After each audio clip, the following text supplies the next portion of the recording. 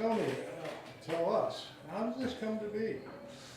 This came to be that I would come to Jack's studio every day, and I'd pass by these arrows, and I felt that they were calling me, and this was what I was going to do next. And I love the fact that they were just pointing into nowhere.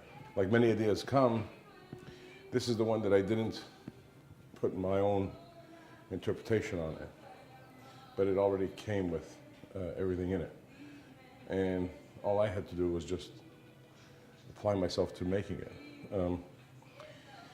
For example, some ideas come and I quickly add something to it. I wanted to make it mine. It's almost like it's not enough the way it presents itself. I need to put this, add something to this recipe. And then I find that it has no life after that. Whereas this continues to have a life because I didn't put any of my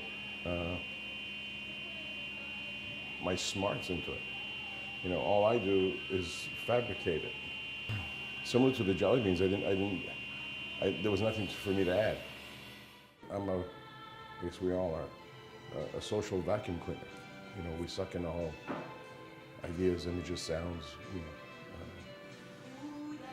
and then we start to formulate something that we think resembles us, simply because we add our interpretation on it.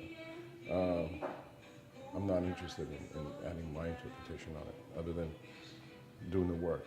So here, what I find fascinating is that I keep working on it,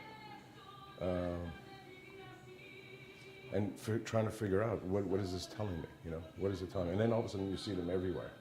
You see them painted on the floor. You see how somebody indicates to something. There's something underneath here. There's a cable underneath here. There's this, and I love the idea of indicating to nowhere. But maybe it's just here. This is it. Get off a pedestal and you put it on the ground. I find it has even more power, or equal power. And when you stick it on the side of the wall, it somehow, wherever you place it, starts to say something else about who placed it, why is it there. I like the fact that objects marry nature, and if this is for me the truest form of belief, that to believe in something that doesn't have your interpretation. At first I didn't like them, because I didn't understand them. And the more I live with them, the more I like them. Not for what I'm bringing to it, but more for what it's giving back to me, I'm getting a lot more back than obviously what I gave to it. A lot of times when you're making a piece, you tend to look at just at the object and forget the space that it occupies. And then that's, if not as important as the piece itself. So, when you transport this, what's the language? In America, this has one language. Does it have another language in another country? It shouldn't. It should be a universal language. So that's to be seen, and if the people interrelate with it. And it's part of human nature to want to point to something.